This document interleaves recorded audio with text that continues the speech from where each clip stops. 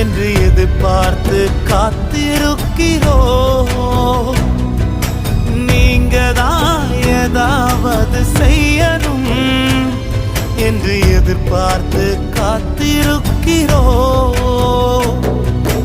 நீர் சொன்ன வார்த்தைய பிடித்துக்கொண்டு, நீர் சொன்ன வார்த்தைய பிடித்துக்கொண்டு உங்க முகத்தைய நோக்கி இருக்கிறோம். உங்க முகத்தைய நோக்கி இருக்கிறோம்.